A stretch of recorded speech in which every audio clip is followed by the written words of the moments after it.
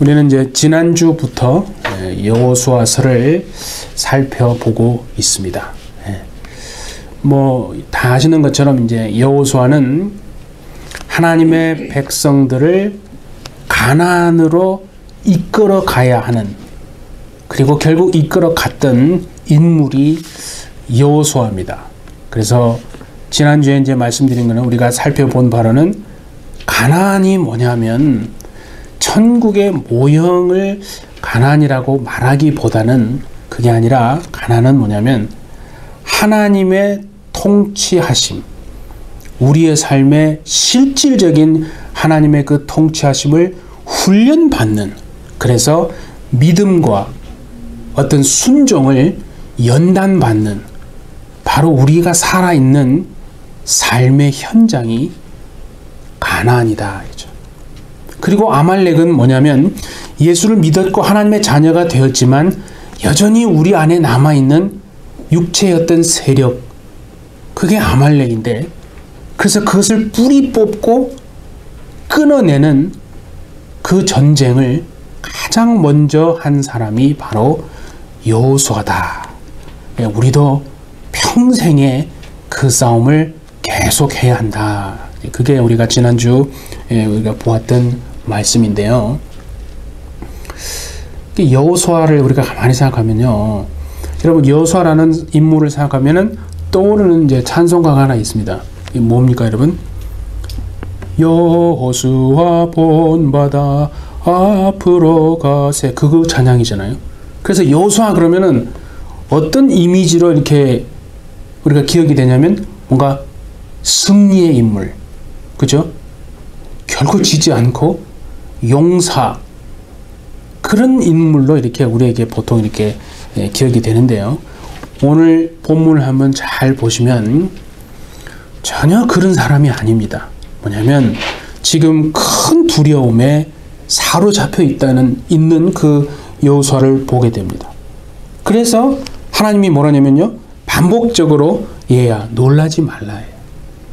두려워 말고 담대하고, 아주 극히 담대하라고 여러 번 지금 말을 하는 걸로 보면, 그죠?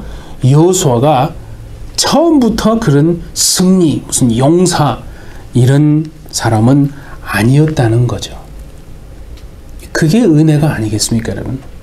그러니까 만약에 여러분 보세요.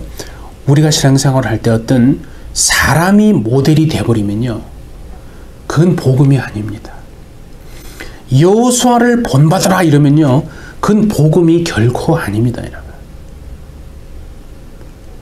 그러니까 뭐냐면 여호수아라고 하는 사람이, 만약에 생각해 보세요. 거꾸로 원래 엄마 뱃속에서부터 태어날 때부터 그 사람은 용감하고 용맹한 사람이었으면요, 그러면 저 같은 사람은 되게 시험에 듭니다. 좌절을 합니다. 그런 거거든요. 너무 보기에 모든 면에서 다 뛰어나면, 처음부터 그랬던 사람이라면, 하나님도 결국은 그런 사람을 더 좋아하시는구나.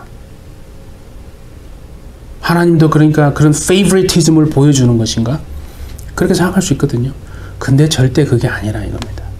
그러니까 오늘 큰 두려움에 사로잡혀 있는 이 여호수아가, 그러니까 처음부터 용감한 사람이 아니었다는 거죠. 우리와 똑같은 두려움을 가진 정말 평범한 사람이 있다는 거죠. 그게 여러분 우리에게 소망이 되는 거 아니겠습니까? 여호수아를 그런 용감한 믿음의 사람, 믿음의 용사로 만드신 분이 하나님이시라면, 그렇죠? 그런 믿음의 용사로 만드신 하나님이 오늘 저와 여러분 모두를 그런 동일한 정말 믿음의 용사로 만들어가고 계신 줄 믿으시기를 바랍니다. 그게 우리의 소망이 아니겠어요? 그래서 나를 보면 소망이 없습니다. 사람을 보면 소망이 없는 거예요. 그렇기 때문에요, 사람을 보면 어떻게 하냐면 우쭐대기도 하고요, 좌절되기도 하거든요. 괜히 어깨에 힘 들어가기도 하고, 그게 다 뭐냐면 사람을 보고 자신을 보기 때문에 그런 거죠. 나에게는 정말 소망이 있다. 자, 우리 옆 사람에게 한번 합시다. 우리에겐 소망이 있습니다. 시작. 우리에겐 소망이 있습니다. 예, 우리에겐 소망이 있는 겁니다. 예. 속으로 저 사람이 처음부터 저렇게 잘난 사람은 아니었다. 이렇게 생각하면 나도 가능성이 있다. 그렇게 생각하면 되는 겁니다. 자, 그래서요. 여호수아의 두려움이 뭔가 도대체 왜 그는 그렇게 두려워하는가? 여호수아 1장 1절 지난주에 본 거 아니겠어요? 그게 보면 모세가 죽은 후에라는 딱 그 말이 나오죠. 모세가 죽은 후에라는 그 말 속에요. 여호수아의 두려움이 사실은 다 포함이 되어 있는 겁니다. 여러분, 모세가 누굽니까? 40년 광야의 그 시간을 동안 하나님의 백성들을 그죠? 다 이끌어왔던 그 정말 사람 아닙니까? 그런데 그가 하나님의 부르심을 받고 이제는 죽은 거예요. 그래서 이제는 여호수아 자신이 하나님의 백성들을 이끌고 지금 가나안으로 지금 가야 하는 건데, 그러면요, 가나안에 살고 있는 그 원래 7 족속들이 여러분 배너를 들고 있잖아요. 조슈아, welcome back to the land of Canaan. 조슈아 어서 오세요. 우리 막 가나안에 온 거를 환영하고 예? 축복하며 빨리 오세요. 그렇게 환영했겠습니까, 여러분? 아니거든요. 어디 한 발이라도 들여나 봐라. 예? 가만 두지 않겠다. 아주 벼르고 있었던 건데요. 그런 곳으로 지금 이스라엘 백성을 이끌고 들어가야 하는 거다 이거죠. 근데 그걸 제가 딱 보는데 어떤 하나님이 깨달음을 주시는 게, 사람이 나를 환영해서가 아니라 나는 하나님의 지시하심을 따라서 가야 하는 인생이구나. 우리 인생이 그거 아닙니까? 그리스도인은요, 사람이 환영한다고 해서 가는 게 아니에요. 그럼 환영받지 않으면 안 가는 겁니까? 그러니까 그리스도인은 뭐냐면 환영해서가 아니라 오직 하나님의 지시하심을 따라 움직이는 삶, 순종하는 삶이 그게 진짜 하나님을 믿는 하나님의 자녀의 삶이다 하는 겁니다. 자, 그런데 여호수아의 두려움은요, 그것뿐만이 아니에요. 이 모세가 죽었다 이거죠. 두렵죠. 근데 그것뿐만이 아니라 사실은 그보다 더 두려운 게 뭐냐면, 지금 출애굽하는 그 순간부터요, 성경을 보면 아시겠지만 하나님의 백성들이 모세를 향해서 얼마나 원망과 불평을 막 쏟아냅니까? 조금만 자신들이 원하는 식대로 안 되면 그냥 막 모세한테 와서 그냥 왜 이러냐고 막 다 그렇게 하지 않습니까? 그러니까 얼마나 정말 모세가 이러면 오죽했으면 하나님에게서 직접 받은 그 십계명 2 돌판을요 가지고 내려오다가 그냥 막 던져버려서 아주 박살을 내버렸겠습니까? 성경에는 뭐라고 하냐면 이 땅에 있는 어떤 사람보다 모세가 성품이 어땠다고 그래요? 모세의 온유함이 그죠? 지면에 있는 누구보다 승하더라. 그러니까 모세는 절대 다혈질이 아니에요. 그러니까 하나님도 인정한 사람이란 거죠. 모세의 온유함이 지면에 승했는데 그런 사람이 얼마나 오죽했으면 그죠? 들고 내려오던 그 돌판을 그냥 던져서 박살내버리고 그 이스라엘 백성이 밑에서 만들었던 금송아지를 갖다가 녹여가지고 물을 타서 그 백성에게 마시게 여러분 했겠습니까? 그걸 다 본 사람이 누구예요? 여호수아거든요. 다 본 거예요, 옆에서. 그러니까 아이고야, 모세도 저랬는데 나는 안 되겠구나. 여호수아 그렇게 생각하지 않았겠어요? 얼마나 모세가 힘들었으면요, 하나님을 향했어요. 하나님, 도대체 내가 저들을 낳았습니까? 하나님 저한테 왜 그러세요? 내가 정말 여기 오겠다고 내가 했습니까? 하나님이 나에게 등더미를 오게 해놓고 왜 나에게 이런 꼴을 당하게 하십니까? 라고 했던 모세인데 그 모든 것을 옆에서 그냥 하나도 빠뜨리지 않고 다 기록하고 보았던 사람이 여호수아가 아니겠습니까? 그러니까 참 그런 두려움 속에 다 지금 휩쓸리고 있는 그 여호수아를 향했어요. 하나님도 이해하시는 거죠. 그래서 뭐라고 하냐면 두려워하지 말라 해요. 내가 너와 함께 하겠다. 놀라지 말고 무서워하지 말고 담대하되 극히 담대하라고 말씀하고 있는 거 아니겠습니까? 자, 그러면서 하나님이요, 여호수아에게 지금 3절에 우리가 지난주에 보았던 말씀이 뭐냐면, 너희 발바닥으로 밟는 곳은 모두 내가 너희에게 주었다라고. 제가 말씀드렸잖아요. 이미 이거는 문법적으로 맞지 않는 거죠. 아직 들어가서 한 발자국도 밟지도 않았는데 하나님은 이미 주었다라고 말하는 거다 이거죠. 가나안 땅이라고 하는 거는 그래서요, 어떤 땅이냐면 우리가 총칼로 전쟁을 통해서 얻는 땅이 가나안 땅이 아니고요. 가나안 땅은 뭐냐면 이미 주신 땅을, 하나님이 언약을 통해서 주신 땅을 믿음으로 순종해서 밟고 들어가서 그걸 확인하는 땅이다 이거죠. 그러니까 우리는 인간적인 막 지략을 동원해서 막 그것을 내 것으로 쟁취하려고 하지 않습니까? 그게 가나안 땅이 아니라는 거예요.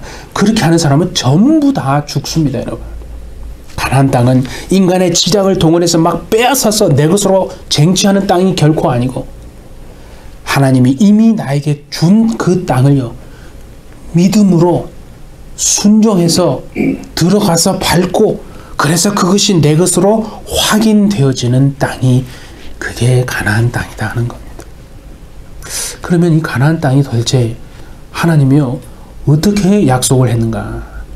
아브라함의 때부터 하나님이 이미 그 땅을 주시겠다고 약속했던 것을 우리는 알고 있지 않습니까? 아브라함이 어느 날 집에서 있는데 갑자기 소돔 고모라에서 어떤 사람이 달려온 거예요. 큰일 났다고, 지금 4부족과 5부족이 지금 막 합쳐서 전쟁이 일어났는데, 당신의 조카 롯이 지금 모든 걸 다 잃고 붙잡혀가지고 지금 포로로 잡혀갔다고. 그래서 아브라함이 그걸 듣고 가만히 있지 않습니다. 집에서 훈련시킨 300명을 함께 데리고 가서 롯을 구해오지 않습니까? 근데 근심이 하나 있거든요. 분명히 저들이 나중에 어떤 형태로든 보복을 할 텐데 라고 하는 그 보복에 대한 염려를 하고 있을 때요, 그때에 아브라함에게 있는 가장 큰 고민이 뭐냐면 자식 문제예요. 지금 나이는 엄청 들었는데, 나이가 많이 들었잖아요.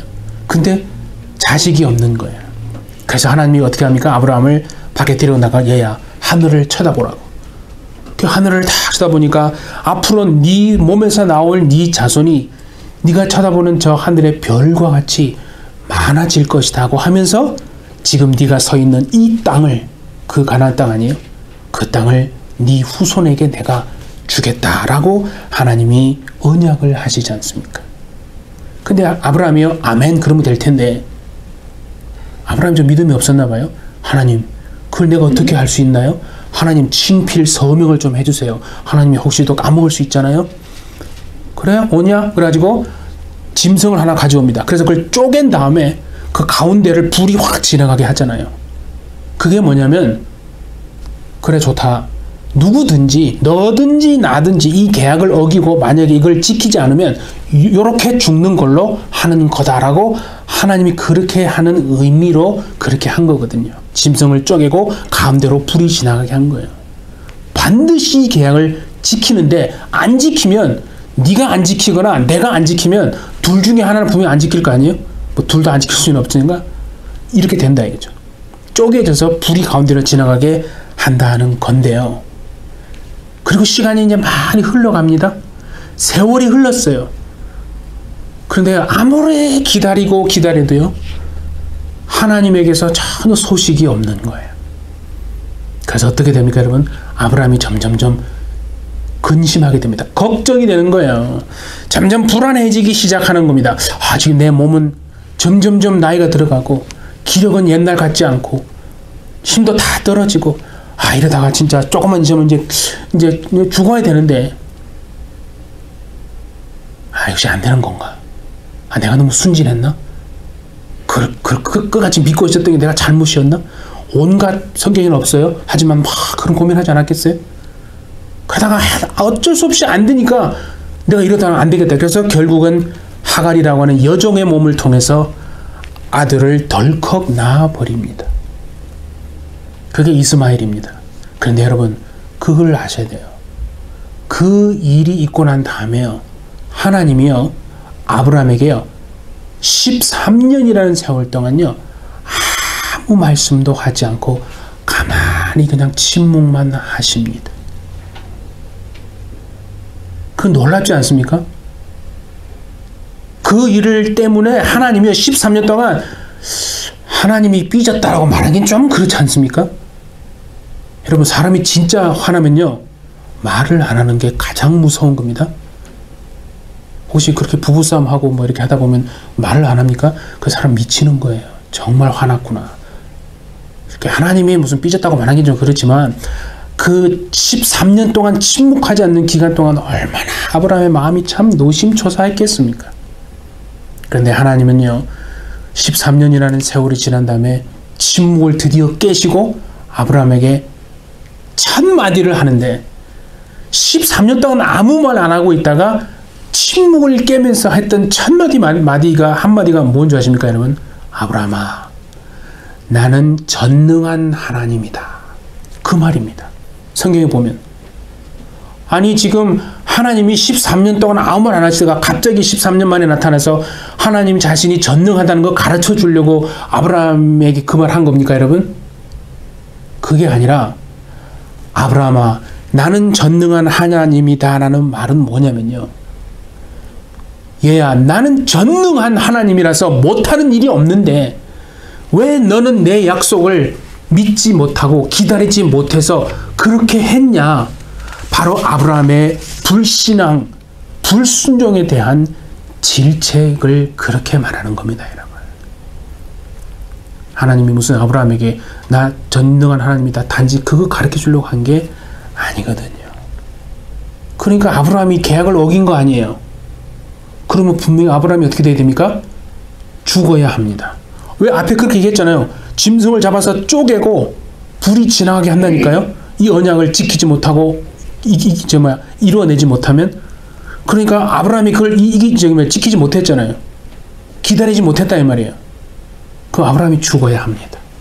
그래서 하나님 뭐라고 하냐시면 그 뒤에 네 집안의 모든 남자들은 할례를 받으라 하십니다. 할례가 여러분, 그래서 그냥 이스라엘의 전통이라고 생각하면 안 되고요. 할례는 뭐냐면 남자의 생식기 끝을 그 포피를 자르는 거잖아요. 그거는 뭐냐면 육체적인 생명이 완전히 끊어지는 것을 의미하는 겁니다. 죽는 거예요. 그래서 여러분, 히브리서에 보면 이런 표현이 나옵니다. 죽은 자와 같은 한 사람으로 말미암아. 그런 말이 나와요. 죽은 자와 같은 한 사람. 그때 죽은 자라는 말이 뭐냐면 몸이 늙었다는 말이 아니에요. 몸이 너무 늙었다는 표현이 아니라 할례 받고 난 몸은 이미 완전히 생명이 끊어진 죽은 몸과 같다. 그런 뜻입니다. 그러니까 그건 하나님의 언약대로 그렇게 되어진 거예요. 이 약속을 지키지 못했기 때문에 아브라함이 죽은 거나 마찬가지거든요. 그게 할례의 의미예요. 그게 죽는 거거든요. 그리고 나서 하나님이 주신 자녀가 이삭이지 않습니까?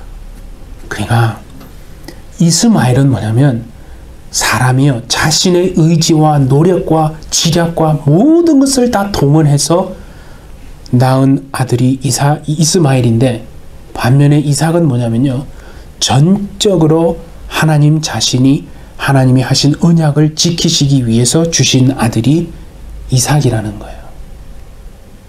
그리고 그 이삭에게서 나오는 후예들에게, 자손들에게 하나님이 이 가나안 땅을 주시겠다라고 약속을 하신 거거든요. 그래서 아브라함과 이삭과 야곱 계속 그렇게 그 언약이 흘러가는 겁니다. 그리고 이제 여러분이 아시는 것처럼 이스라엘이 400년 동안 애굽에 들어가서 종살이를 한다 이 말이죠.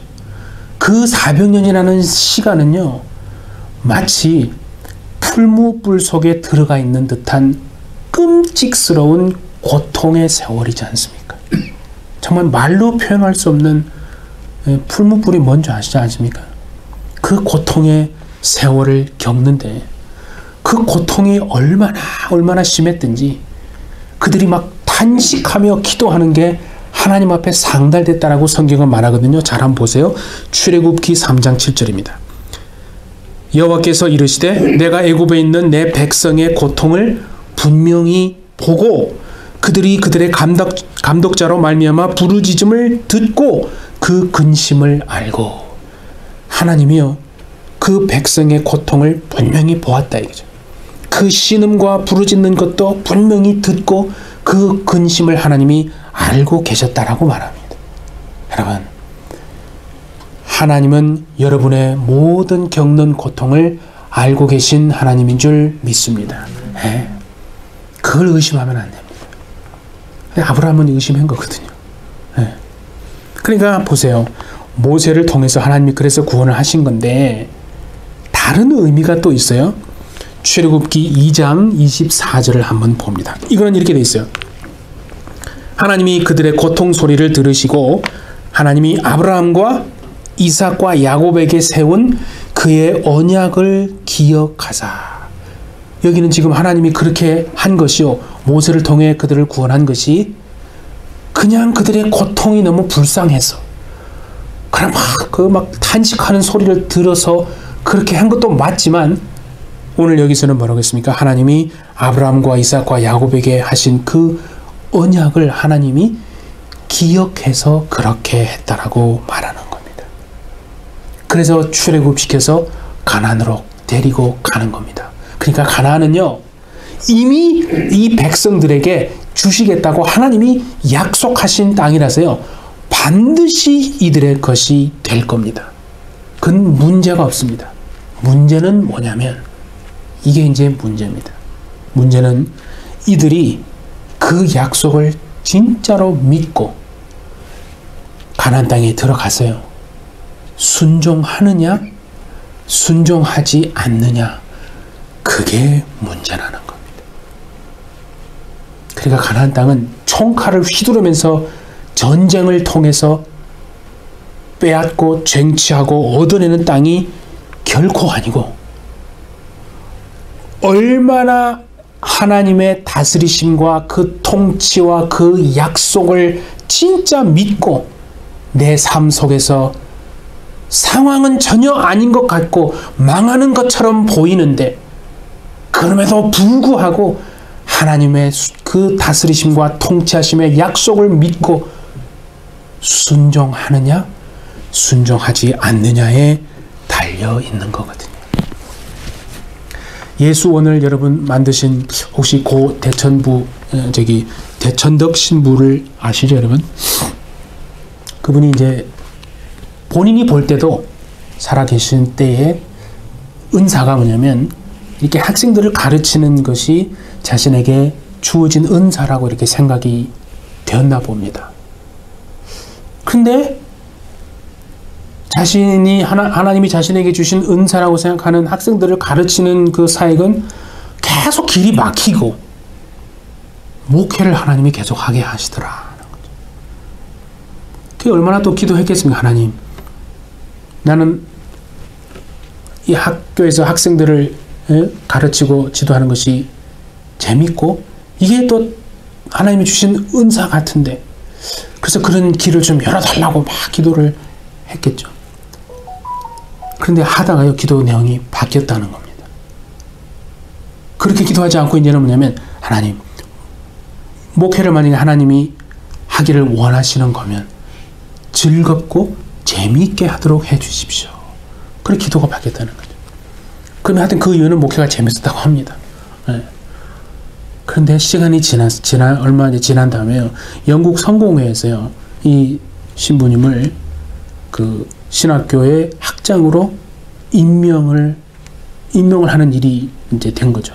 그래서 그 학교에 가서 그렇게 또 학생들을 가르치게 됐는데, 그분이 하는 고백이 자신이 목회하면서 경험했던 그런 것들이 학교에서 학생들을 가르치고 지도하는데 말로 표현할 수 없는 엄청난 도움이 됐다는 겁니다. 우리의 기도는 뭐냐면, 하나님, 내가 원하는 거, 이거, 내가 원하는 거, 저거를 되게 해주십시오라고, 그것이 우리가 기독교인으로 하나님의 자녀로 기도한, 그래서 막 기도를 막 얼마나 열심히 합니까? 막 정말 세상에서요, 우리 한국 사람 기독교인들보다 기도를 정말 죽기 살기로 전투적으로 하는 그리스도인들이 또 있을까 할 정도로 정말 얼마나 참 기도 열심히 합니까? 그게 잘못됐다는 게 전혀 아닙니다. 문제는 뭐냐면 내가 원하는 기도가 아니라 하나님, 이것을 하나님이 기뻐하시고 원한 거면 이렇게 하게 해 주십시오. 그래서 그 대천덕 그 신부님이 그 기도를 바꾸니까, 근데 그분이 하는 얘기예요. 기도를 바꾸니까 그제서야 하나님이요 환하게 웃으시면서 기뻐하는 모습이 느껴지더라 하는 그런 고백을 하시더라고요. 참 의미 있는 거 아닙니까? 우리는 그냥 기도만 열심히 하면 내가 원하는 것이 이루어지는 것을 마치 그것이 능력이라고 생각한다 이거죠. 그렇지 않다는 것을 우리는 조금만 지나보면 알게 되거든요. 그러니까 얼마나 하나님의 내 인생에서 하나님이 지금 다스리시고 통치하고 계시다는 것을 내가 믿고 순종하느냐 하지 않느냐, 그것만이 지금 있는 건데 조건이 하나 있습니다. 그게 오늘 7절의 말씀입니다. 자, 가지만 봅니다. 7절에 보시니까 오직 강하고 극히 담대하여 나의 종 모세가 내게 명령한 그 율법을 다 지켜 행하고 좌로나 우로나 좌로나 치우치지 말라. 그리하면 어디로 가든지 형통하리니. 이게 참 신기한 게요. 지금 가나안 땅에 이제 들어가려면 뭔가 무기를 점검하라고 하든지 지형을 숙지하라고 하든지 어떤 전법을 훌륭한, 정말 상상할 수 없는 훌륭한 전법을 가르쳐 주시든지, 그렇죠? 백성의 어떤 상태를 점검하라든지 그런 거를 점검하라고 하면 이해가 되잖아요. 전혀 그런 거를 점검하라고 하지도 않고요. 모세가 내게 명령한 율법을 다 지켜 행하고 좌로나 우로나 치우치지 말라. 그렇게 말씀하시고는요. 한 말씀 더 하시는 게 그리하면 어디로 가든지 형통하리라. 여러분, 형통은 분명히 말씀드립니다. 우리의 소원이 이루어지는 것이 형통이 아닙니다. 예, 여러분의 소원은 통일이죠? 우리의 소원이 이루어지는 것이 형통이 아니라 하나님의 선하신 뜻과 계획이 우리의 삶을 통해서 펼쳐지는 것, 그것이 형통인 줄 믿습니다. 예, 그게 진짜 형통입니다. 그래서 우리의 삶을 통해서 하나님의 말씀이 응하는 삶이 돼야 되는 겁니다. 성경에 예수님의 출생과 관련된, 그리고 예수님이 말씀하시는 거 다 보면 그냥 전부 이 말씀을 응하게 하려 하심이라, 그는 공통된 말씀이 나오잖아요. 그러니까 예수님은 전부 말씀을 응하게 하는 삶을 다 사신 거예요. 오신 것도, 핍박 받으신 것도, 핍박 받으시는데 대항하지 않으신 것도, 죽으신 것도, 부활하신 것도, 하나님 보좌 우편에 가신 것도, 모든 것이요 성경에 기록된 그 말씀을 응하게 하는 삶을 사신 거다. 그게 우리가 살아야 할 이 땅에서의 삶이다 하는 겁니다. 네. 그래서 7절을 보세요. 아니 8절에 하나님이 또 그 말을 하십니다. 이 율법책을 내 입에서 떠나지 말게 하여 주야로 그것을 묵상하여 그 안에 기록된 대로 다 지켜 행하라. 그리하면 네 길이 평탄하게 될 것이며 네가 형통하리라. 참 그죠? 하나님의 율법을, 그냥 말씀을 입에서 떠나지 말게 하고 그것을 뭐라고 해서 주야로 계속 묵상하라. 이게 가나안 땅에 들어가서 지금 순종하느냐 하지 않느냐, 그 땅을 믿음으로 밟고 내 것이라고 확인하느냐 안 하느냐 목전에 둔 사람들에게 하나님이 주신 최고의 전술이라는 겁니다. 말씀을 내 입에서 떠나지 말게 하며 주야로 그것을 묵상하라고 하나님이요 우리에게도 말씀해 주시는 거 아니겠습니까? 묵상을 영어로 여러분 찾아보면 메디테이션이라고 다들 말합니다. 틀린 건 아닌데 굉장히 좀 허술한, 그러니까 영어에 메디테이션 하면 그냥 마치 어떤 그냥 명상하는 의미가 사실 더 많이 들어있잖아요. 하나님의 말씀을 묵상할 때는 그냥 명상하라는 뜻이 아니고, 이 묵상하라 이 말은요 두 가지 의미가 사실은 들어가 있네요. 뭐냐면 첫 번째는, 여러분 어떤 맹수가, 들짐승이요 밤에 잠을 자야 되는데 너무 배가 고프면, 여러분 밤에 잠이 옵니까 안 옵니까? 너무 배가 고픈데 잠이 잘 오는 사람은 참 훌륭한 사람이에요. 근데 너무 배가 고프면 잠이 잘 안 오잖아요. 그래서 어떻게든 좀 부엌에 나가서 그죠? 예, 라면이라도 하나 끓여 먹고 이렇게 해야 잠을 잘 잘 수 있잖아요. 짐승도요, 너무 배가 고프면 잠을 잘 수가 없는 거예요. 잠을 자야 되는데 잠이 안 와서 이거 뭔가 하나 잡아 먹어야 되는 거예요. 그래서 먹잇감을 찾으려고 잠을 자야 되는데 먹잇감을 찾아 잠을 잘 거 아니에요. 먹고. 근데 먹잇감이 없는 거예요. 막 찾으러 막 눈을 막 불을 켜고 밤에 불을 켜고 여러분 먹잇감을 찾으러 막 헤매고 있는 짐승의 모습을 상상해 보십시오. 그림이 그려지십니까? 그 모습 속에요. 묵상이라는 묵상이라는 단어가 의미가 들어있는 거예요. 우리가 이 세상을 살면서 얼마나 정말 치열한 삶의 현장 속에서 살아갑니까? 온몸으로 부딪힙니다. 그때요, 들짐승이 잠을 자야 되는데 잠을 못 자가지고 그 먹잇감을 하나 찾으러 눈에 불을 켜고 밤에 돌아다니는 그 심정으로 말입니다. 하나님의 인도하심과 말씀에 목말라 하고 격렬한 갈증을 과연 우리는 느끼고 살아가고 있는가? 그게 묵상입니다. 그냥 편안하게 명상하는 게 아닙니다. 두 번째 묵상의 의미 속에는 뭐가 있냐면요. 여러분, 소는 먹이를 이렇게 뭘 먹으면은 바로 남기지 않고 되새김을 하거든요. 한번 삼켜가지고 이렇게 저장해 두다가 다시 그거를 올려가지고 좀 더럽지만 다시 계속 씹어요. 그 의미가 들어있는, 그러니까 마치 소가 되새김질을 하듯 하나님의 말씀을요 또 씹고 또 씹고 계속 상고하라는 뜻입니다.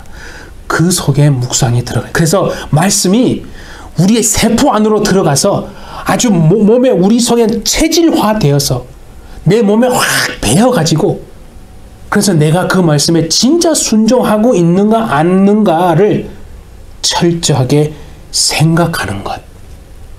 그게 묵상입니다. 여러분. 그렇죠? 얼마나 여러분 우리의 그러니까 주어진 삶의 현장 속에요, 하나님의 말씀이 딱 주어질 때 그것이 우리 몸속에서 체질화되어서 세포 속에 녹아가서 내가 과연 얼마나 순종하고 있는가를 철저하게 점검하는 것, 그것이 오늘 하나님이 우리에게 원하시는 묵상의 뜻이라 하는 겁니다. 근데 그걸 어디서 하라는 거예요? 천국 가서 그거 하는 거 아니에요. 가나안 땅에서 하라는 거예요.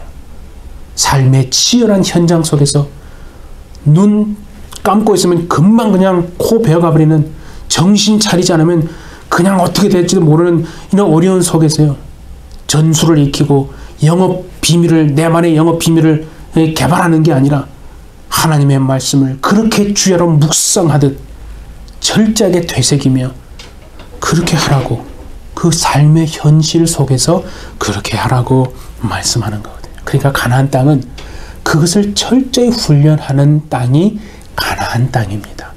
하나님의 우리가 통치와 다스리심을요 머리로만 우리는 믿는 거예요.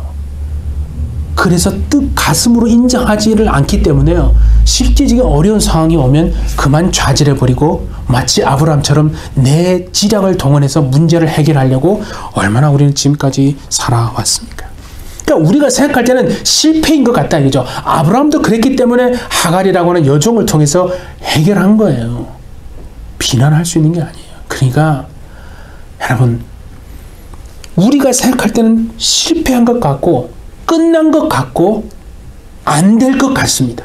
그런데 순종한다면요, 하나님의 말씀에 정말 순종한다면 신비한 길이 열리고 신비한 경험을 하게 되어질 것이라고 주님이 지금 말씀하시는 거 아니겠습니까? 네, 사랑하는 우리 해피절지 여러분, 가나안의 젖과 꿀을 경험하는 그 축복이요 아무에게나 오는 게 아닙니다.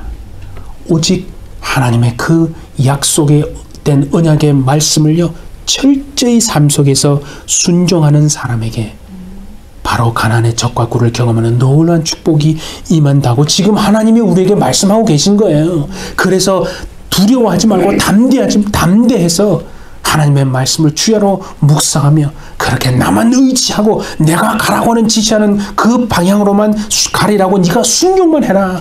네가 상상하지 못하는 신비한 길과 놀라운 경험을 하게 될 것이다. 그 말씀을 하고 계시는 줄 믿습니다. 정말 이 약속을 일평생 여러분 붙잡으셔서 하나님이 언약하신 그 땅을 온전히 차지하는 저 여러분 모두가 되어주시기를 예수님의 이름으로 축복합니다. 네, 우리 함께 기도하겠습니다. 오늘도 우리의 삶을 선하신 그 하나님의 계획과 뜻으로 이끌어 가시는 하나님 아버지, 우리 앞에 놓인 치열한 삶의 현장에서 하나님의 절대적인 인도하심과 통치하심과 그 말씀을 목말라 하며 격렬하게 사모함으로 상상할 수 없었던 신비한 길이 열리고 신비한 경험을 하는 은혜의 삶을 우리 모두가 살게 주님 역사하여 주옵소서. 오직 말씀을 믿고 순종하는 그 사람에게 임하는 가나안의 젖과 꿀을 경험하는 복된 삶을 반드시 이 땅에서 살아내므로 정말로 믿음과 순종함과 통치하심과 다스리심을 연단받고 훈련하는 이 땅이 되어지게 역사하여 주옵소서. 감사드리며 예수님의 이름으로 기도하옵나이다. 아멘.